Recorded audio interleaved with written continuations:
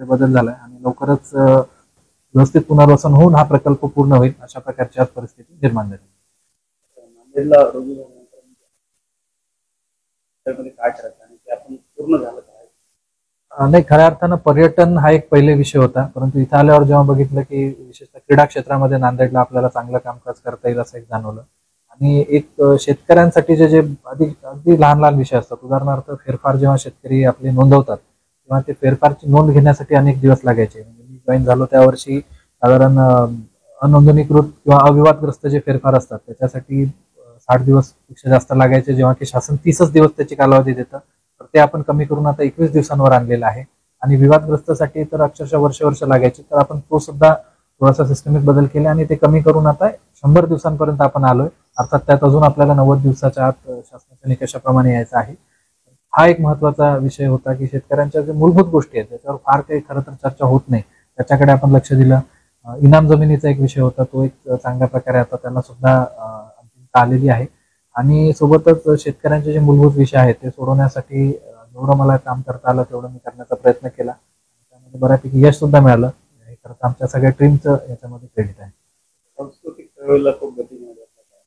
नांदेड म्हणजे मी नेहमी हे गोष्ट सांगत आलेलो आहे की नांदेडचा जो सांस्कृतिक वारसा आहे आणि वैचारिक वारसा आहे तो खरं तर अद्वितीय आहे. आणि दिवाळी पहाट असेल किंवा वेगवेगळे संगीत नाट्य क्षेत्रातले वेगवेगळे कार्यक्रम उपक्रम होतात, व्याख्यानमाला अनेक होतात.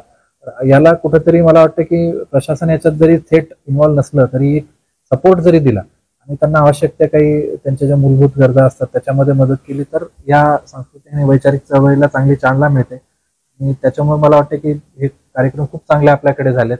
महासंस्कृती अभियानामध्ये आपल्या स्थानिक कलाकारांना राज्य पातळीवरच्या कलाकारांसोबत स्टेज शेअर करण्याची संधी मिळाली, ते पण एक खूप समाधानकारक अनुभव मला या ठिकाणी आहे.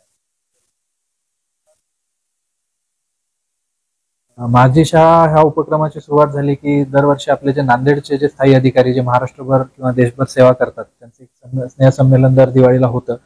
त्या पहिल्या 2022च्या संमेलनामध्ये अशी संकल्पना आली की आपण काहीतरी एक विधायक काम करू.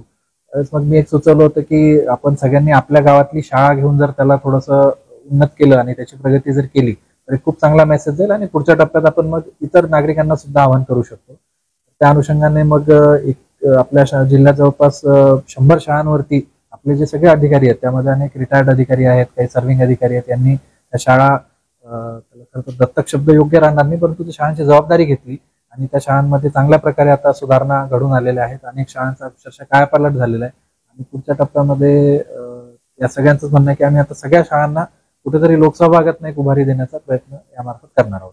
CM furniture end home appliances wholesale end retailer, शादियों के लिए खास कलेक्शन, इंपोर्टेड फर्नीचर, ओड बेस्ड टेक, ओड cupboard, sofa table, revealing chair, visitor chair, fibre chair, table, सागवान, ओड बेड, सागवान, ओड डाइनिंग टेबल, कंफर्टेबल सोफे, गोदरेज अलमारी, न्यू कलेक्शन के साथ. हमारा पता निज्द फेमस फंक्शन हॉल, माल टेकड़ी, देगलूर नाका रोड, नांदेड़.